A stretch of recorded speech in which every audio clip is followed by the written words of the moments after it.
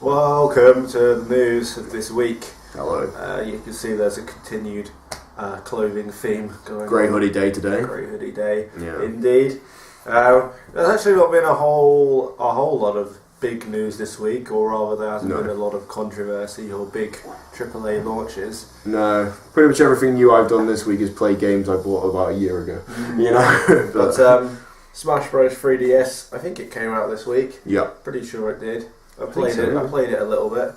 How was it? It was it's alright. It's Smash Bros, but it's weird playing it on a little screen. That'd be fine if all my friends had 3DSs, you know. But it's without all my friends playing it. It's not Smash Bros, really. No, you know? The thing about it is, like, there's a reason why I didn't buy Mario Kart 7 on the 3DS as well. It's I like the online multiplayer is fine, but I like playing Mario Kart with other people in the same room. Yeah. So I've held off. I haven't even got 8 yet, but I do plan on because it'll be good. Yeah. And the same applies to Smash Bros. It's kind of fun and it's Smash Bros, but I'll probably wait for the Wii U version so I can play with my friends. Yeah. On one TV. Who's the new character in the latest one? Mega Man, I guess. Mega Man or Pac-Man, I guess. Oh, is it the one where you can play as Wii Fit Girl, or is that? Wii Fit Trainer. Yeah. The guy from Punch-Out is in it. There's a few new ones. Okay, that's apparently the dog from Duck Hunt is in it as well. Has an unlockable. That's I don't know if that's true or not, but someone did a leaked roster. And the Animal Crossing person as well. The sort of. Oh yeah, I saw that. Yeah. 3DS game is like familiar, but it's really weird playing it on such a small screen. It's really easy to kind of lose track of yourself. Yeah. As well, and because it's quite an action-packed game with lots of shit going on. Like 3DS, I haven't got one. I haven't got a DS yet, actually. That's what I'm like. But I think the thing you've got with a 3DS is that's ideal for like, I don't know, sort of like, trying to figure out like a classic DS type. Just like an RPG of any description you can now play quite good RPGs handheld, quite in-depth RPGs handheld, and take them on like a bus journey. That's what it's for. Smash Brothers, it's okay that it released on 3DS, but it strikes me as missing the point of the 3DS. Yeah. Well, for me at least. I guess that Nintendo have a lot more people who own a 3DS than a Wii U. There is that. It probably makes sense from a sales point of view, and from a fan point of view. People might not want to buy a Wii U, but still play Smash Bros, I guess. I think I think if you crunch the numbers, you'll probably come out with like a massive percentage of Japanese teenagers have a 3DS. It's definitely. And if you go to the Pokemon centers in Japan, people meet up and play on the Wi-Fi there, so it's not an unheard of thing, at least within their culture. So very exciting. Yeah. There's a trailer released for a game I've been keeping an eye on, but I haven't actually watched the trailer yet. There's a game called Vane by a new studio, I can't remember the name of, but it's got two of the artist people who were on Team Ico, and the game apparently, well, it did before, and it apparently still does look very much like Shadow of the Colossus, although the trailer doesn't reveal much about how the game actually plays, but they did reveal that you, as well as playing as a person, you can play as like an eagle, not an eel. An eel. An eel would be good. Useful for water levels, I suppose. That's pretty cool. Yeah. I mean, I love. I've actually not finished Shadow of the Colossus, but I love Ico, and it's pretty much the same. Well, no, they're related games, but I guess it's just the art team. We don't know how the game plays necessarily. No, it looks but cool. It might get finished, unlike The Last Guardian. Yeah, Hopefully they will go back to one day. Well, I guess they must still be doing it because Team Ico hasn't done anything else since Shadow of the Colossus that I'm aware of. No. And they still exist. And they keep saying that The Last Guardian still exists. Right. So, one day. One day. It's not vaporware. It will come out. Maybe one day. Before Half-Life 3. Maybe when we're in our 30s, we'll be putting a Kickstarter money into it or something. They're still owned by Sony, I think. I know, yeah, I'm kidding. So the other thing that happened this week was EGX, or Eurogamer Expo, which I'm pretty sure everyone still calls it. Yes. Anyway. Half of our team went to it. Yes, half of our team. That would be me. There was no buzzing involved. So I played a lot of new games, so I can tell you about that a little bit. Yeah. And that's some news. One of the games that I wanted to talk about First is an indie game called Poncho, which is still on Kickstarter with about 60 hours, probably a little bit less than that by the time this video goes on. And it's still on Kickstarter, and still a long way to go to reach their goal, which is kind of a shame because it's excellent and I've backed it. It's my first Kickstarter backing that I've done, considering I'm extremely poor right now as well. I felt compelled to though because they are quite far. They were just over £6,000 away from reaching their £22,000 goal, so that's not so bad. Yeah, but they've got not very much time to do it. No, so I would like to. I know we don't get a whole host of views, but anyone who's watching, I would compel you to have a look and see what you think. It's cool. It's like graphically, it's sort of familiar to Fez players, I would suppose. Yeah. It's okay. not, That's like you play as a robot who wears a poncho, and basically your goal is to meet your creator. And I think all of like civilization is dead, so all the characters in the world are other robots, and your goal is to bring civilization back somehow. But it's an open world 2D platformer puzzly affair, so there's no set way to go. You kind of just have to forge your own path. The trick in the game is there are like 3 different layers of parallax scrolling things, and you can move back and forth using like L1 and R1 or whatever. And you can that's how like the platforming and how the navigation is, and the kind of the puzzle solving as well. Yeah, apparently it was inspired by the idea of when you play old like 16-bit games, and you could look at the background and be like, I wish I could go there. Yeah, see, like that's what they're aiming to achieve, you being able to go into the background and the foreground and to move around the world. And I had a lot of fun with the alpha build at Eurogamer. Yeah. When I saw that they were on Kickstarter at the thing, I didn't think much of it because I assumed, like Eurogamer, they'll easily make their goal, but there's still some way. So £6 is a lot, I guess. Yeah, but they won't get it unless they if they don't reach their maximum goal, then all their pledges don't count. I don't think. Okay. I think that's what happens. Okay. I'm not sure. I've never kickstarted anything before. No, nor have I. Yeah.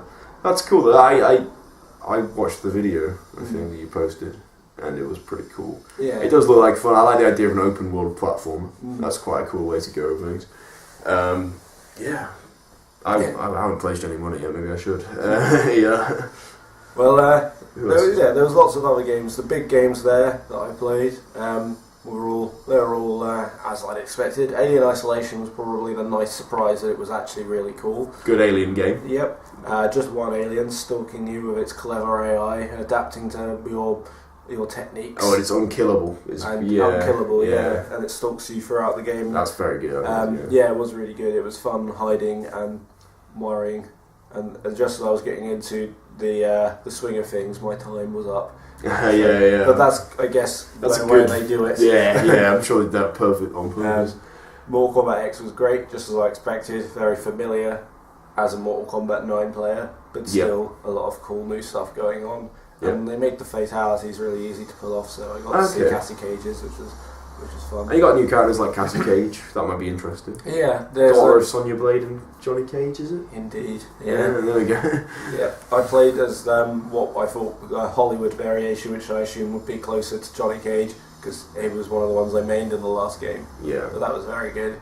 Bloodborne was very good. Yeah. Also, it's hard. Apparently, when I played it on the second day, only 2 people had beaten the demo thus far.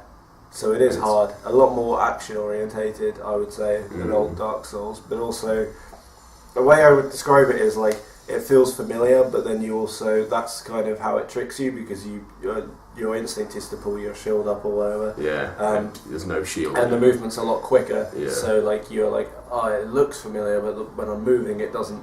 It feels a lot different. And the way that I died was. They have like this big horde of people, and I think the aim is to try and drag small groups of them away to take them out. Which I was doing, and then I accidentally got the attention of too many, and that's how I died in the demo. I see. So that's I think one of the themes of the game. Probably about 10 minutes. 10 minutes. So, yeah. I was taking it careful, being very cautious because it's essentially a Souls game. Yeah, pretty much. But yeah, it's what it. One to look out for sure. Definitely. It's one we've plugged about 4 times by this point. And we've played it. Well, one of us has. We're plugging it again. Pretty much. Excellent. And all the other big games were just... I didn't play a lot of the ones I wasn't interested in. Yeah. The Order was pretty cool, although it did look... It was... Which was The Order? The Order is like a sort of steampunky French revolutionaries kind of game. But it is... it looks very nice because it's exclusive to PS4, so it's probably the nicest looking of the games I saw. I think it's exclusive anyway. I assumed it was. Who made it, do you know? Santa Monica Studios. So yes, it's definitely exclusive. Yeah. It's like a third-person cover shooter, but the difference is you have like this thermite gun, so you shoot like a flary thing first, and then you have to sort of shoot some thermite at it and set things on fire, like people or the areas. Yeah. So it's not too different really, but it was kind of fun and graphically very nice. It is probably going to be one of those very narrative-heavy games from what I could work out. Yeah. Well, fair enough. Yeah. We like narrative-heavy games. We're Metal Gear Solid fans. Yeah. And then all the Nintendo stuff was cool. Captain Toad was just like Captain Toad in that's Mario brilliant. World. I think that was a good idea though. Yeah. That was definitely a good idea. It's a pretty nice game. It was, well, the level I played was one that was like really similar to the 3D world. Probably nice a to mistake to try it. Yeah. On that level, because I could have tried a boss level or this minecart level. But I think it was, from what I could tell, like it works mechanically the same. Yeah. It's just they've gone a bit more creative. It's sort of a new IP. I mean, yeah. I mean, it's based on an old IP. Yeah. But it's a new, and it looks quite creative to me, and it looks like we're actually going to get something different from a major company. So I'm quite happy with the idea of Captain Toad. Well, I did play a new Nintendo IP, a properly new one, which was Splatoon. Splatoon. Yeah. Have you seen that? I actually haven't even seen anything. Oh, it's like a third-person shooter. Multiplayer shooter, but you have paint guns. No, I have seen this. And yes. The idea is that the team that wins is the one that covers the area in the paint most of their colour. So like the percentage of your team has to have them. So you can take out the other guys. Yeah, but it's not the focus. Just sets them back to the spawn point. Right. And then you can turn into a squid inside your own paint to move around quickly as well, and to like scale up walls and go on defences and stuff. So it's a really fun game. My only 2 issues I have with it, primarily, and they're both to do with the gamepad. Looking around, is I don't know if this is an essential aspect, but I have a feeling it is. You look around by moving the pad around, which is kind of awkward. I don't really like doing it. I'm sure it will become easier when you play it more. Okay. But the other side of it, that problem. The other problem that comes from that is that they locally, I think you can only play 2-player, and I'm not sure what the modes are, because this seems like the perfect sort of game for 4-player local. Right. If only you had normal controls with 2 sticks. Right. Yeah. See what I mean? Yeah. Exactly. Which you don't. Yeah. Okay. So it will be fun. I probably will get it, but it's still. I was really looking forward when they announced that game initially. And maybe they will still do it. I really hope they do. But the thing I looked at it was like I want to play this with my friends. Yeah. And kill them and shit. Pretty much. Yeah. Which doesn't look like it's going to be entirely possible, which is a bit of a shame. It seems a bit of a missed. I hope I'm wrong. So if they're only having 2-player local, that's just a bit of a. Because Nintendo's always associated a lot of the time with this kind of 4-playerness. Yeah. The only one that's basically keeping local multiplayer. Yeah. In the current generation. So that was kind of a shame. Yeah. But it still was fun. It's just a missed trick. Yeah. I would say. And then I played a lot of indies as well. Yeah. We always do the indies. We love the indies. But I don't know why, because they're great. They're the best bits, really. They are. There was one I played. Apparently, it's out already on Steam, and it's out on iOS this week. Just coming. I believe it's a game called Beat Buddy, but it's also coming out on Wii U next year, which is where I tried it. And it's like you're this underwater dude. Yeah. It's a 2D game where you just have to get from A to B and you swim around. But everything's done to music, so the beats in the background, and like enemies will move, and like obstacles will happen in time with the music. That looks fantastic. Yeah, and it's got a really cool soundtrack, and There was one bit where you get inside this bigger sort of underwater craft, and then you have to press the button on the beat to do this little boost to like navigate through obstacles. So that's quite cool. It was a lot of fun. That's a game I would definitely be dreadful at. Yeah, but it's out on Steam already. But I would probably enjoy it quite a lot. Yeah, I loved the demo. It was one of the biggest surprises for me. Yeah, because I had no idea what it was before going in. Yeah, and that's cool. There was a lot of kind of 2-player platformy puzzly indies that I played. There seems to be a thing at the moment. Maybe Brothers kicked that off for a bit. Yeah. That's one player, but well, you got thingy though. But, yeah. There's that recent one with the mice with different powers, which you're meant to play multiplayer, but you can mostly play single player too. Yeah. That one. That's how a lot of these are as well. Like you can just switch characters to move through the level. Yeah. So there's one called Never Alone, where you play as like this Inuit woman and a wolf. Yeah. They have slightly different abilities. Right? Yeah, not too different, but like the lady can climb ladders and push shit, and the wolf can scale walls slightly. Oh, that's quite cool. Yeah, it does seem to be an indie pattern. I'm currently playing Monaco. Yeah, which is you can play perfectly fine on your own, but it's an online game. Yeah, and people can just join your game as one of the characters, and it's I don't know if you've heard of Monaco, but it's a heist game. So you play as the characters have different abilities. So the lockpick is best. The locksmith's best at picking locks. Goes on like that. One of them can break down walls, which kind of makes him a bit broken, to be honest. But yeah, what else have I been playing? I've been playing 3D indie games which are not new this week, but I've played them, and they've all been in some way multiplayer. But you just play them on your own. Well, it's kind of cool. That's cool. I like the idea of local multiplayer. It was because it reminded me a little bit of The Cave, which was a Double Fine game that came out, which was we do like a 2 or 3 player. I'm not sure because you play as 3 characters at once and you can switch between them, and it's entirely playable by yourself. But it is funner with more people.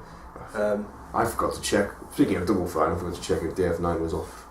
Had gone non-early access yet, which I talked about last week because I want to play it. But yeah.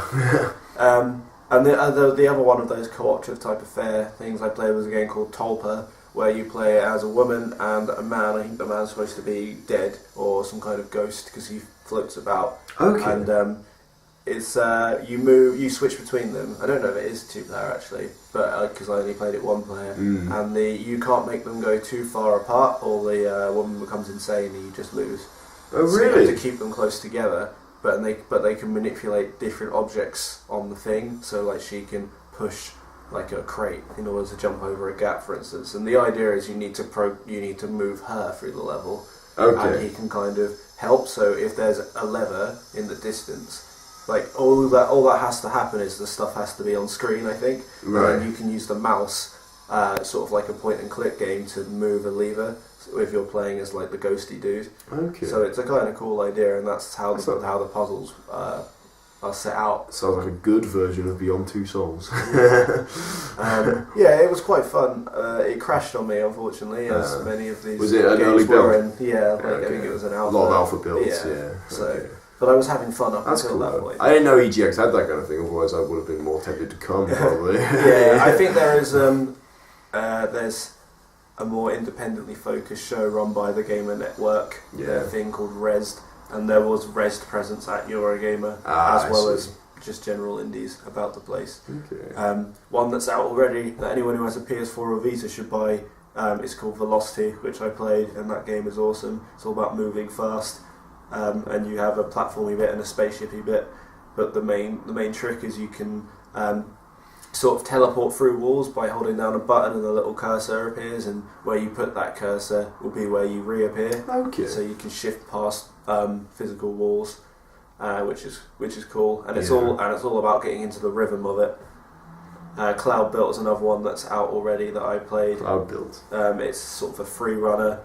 Affair where you have to, it's like a bit like Mirror's Edge with shooting, and I could play it without falling off shit every 2 seconds. So well, is it not for the citizen view? It's not. It's first person. There you go. That helps. Yeah. It's all about running on walls and moving about the place. Oh, that's cool. Shooting stuff, and it's cool. Yeah.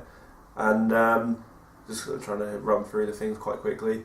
The last indie... So I probably played more, but the last indie I played that I'll talk about was Volume by Mike Biffle, who did Thomas Was Alone.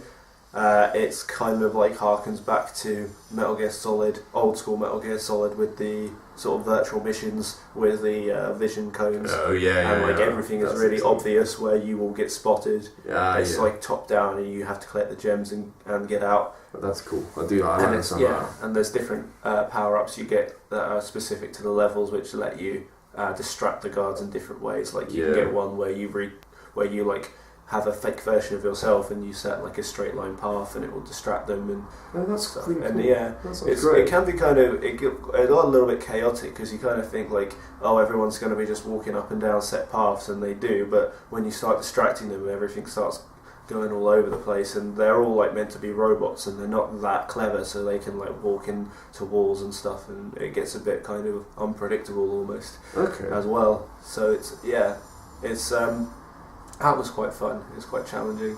The small demo, and I got to see Mike Biffle briefly, and I told him he had a nice game, and he said, "Cheers." I like your game. He was talking to someone else at the time, so I think I probably just annoyed him. He's put over to hello, I like your game. Excellent. But he's a good guy, so it's fine. Yeah. So, unless you've got anything else you can think of, pretty much is. If I'd gone to Eurogamer, maybe I would have seen something else to talk about, but I didn't. So go back Poncho immediately and tell all your friends to back it too. I tried my best to spread the word, but I don't have that big a network. So. And remember, Bloodborne is February 6th next year. Yes, and Mortal Kombat April something. April something next year. That would be great. 2 important dates for the AAAs. There we go. News. Goodbye.